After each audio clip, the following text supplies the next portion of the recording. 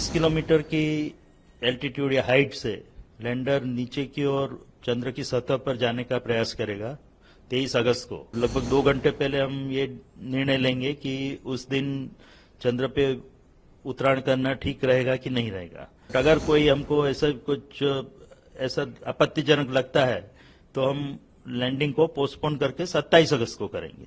जैसा कि मैंने बताया, अगर 23 अगस्त को हम उतरने का प्रयास नहीं करते और 27 अगस्त को करते हैं तो वो लगभग जो मेन साइट है उससे 400 से 450 किलोमीटर दूर रहेगी। तो उसमें भी हम सफलतापूर्वक नीचे लैंडिंग करने में सफल हो जाएंगे। पर इस बार हमने यह ध्यान रखा है कि अगर निष्फलता के कोई संभावना रहती है तो उसको कैसे ओवरकम किया जाए, लोगों में काफी उत्सुकता है और इवन छोटे बच्चों में और अनपढ़ लोगों में भी यह उत्सुकता है कि चंद्रयान कब वहां पहुंचेगा। हमको संपूर्ण आशा है कि हम 23 अगस्त को देश में एक खुशी की लहर दौड़ जमाएगी। जैसा कि आपको पता है कि चंद्रयान 3 मिशन चंद्रयान 2 की जो लैंडिंग की असफलता के बाद ये कंसीव किया गया था कि चंद्रयान 2 में आपको पता ही होगा कि एक ऑर्बिटर था और एक लैंडर था और लैंडर के अंदर एक प्रज्ञान रोवर था।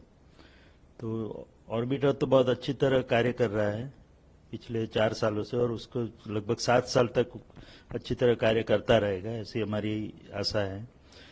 लेकिन जो 2019 में हमने जब सॉफ्ट लैंडिंग का प्रयास किया था तो वो लैंडर ठीक तरह से उतर नहीं पाया था, सॉफ्ट लैंडिंग नहीं कर पाया था। तो वो असफलता को देखते हुए फिर इसरो और भारत ने निर्णय किया कि हम एक चंद्रयान 3 मिशन भी करेंगे जो केवल लैंडिंग तक सीमित होगा।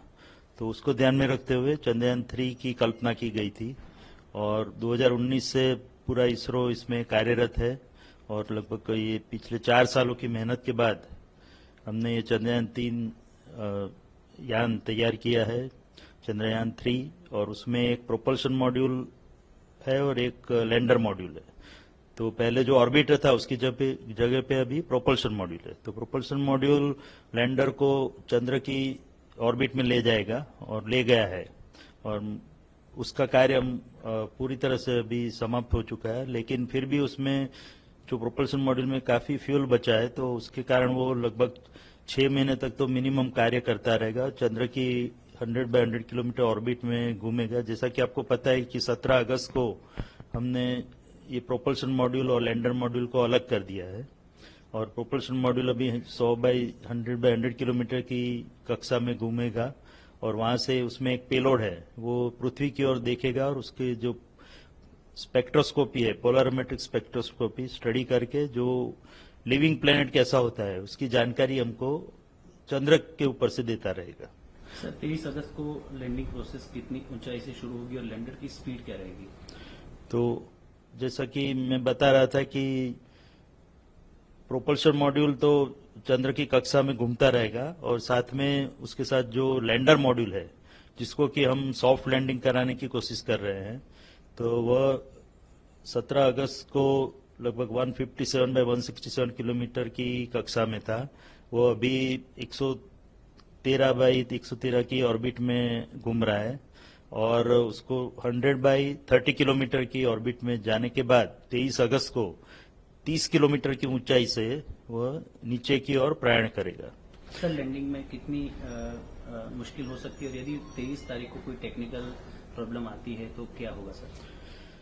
तो 30 किलोमीटर की एल्टीट्यूड या हाइट से लैंडर नीचे की ओर चंद्र की सतह पर जाने का प्रयास करेगा 23 अगस्त को और उसके 2 घंटे पहले हम पूरे जो कमांड है वो यहाँ से जो हमारा बाइलालू अर्थ स्टेशन है वहां से अपलोड कर देंगे लैंडर मॉड्यूल के अंदर और उसके बाद जो लैंडर मॉड्यूल की हेल्थ चेकिंग, टेलीमेट्री और चंद्र में जो स्थिति है उसको सबको ध्यान में रखते हुए लगभग 2 घंटे पहले हम ये निर्णय लेंगे कि उस दिन चंद्र पे उतराण करना ठीक रहेगा कि नहीं रहेगा।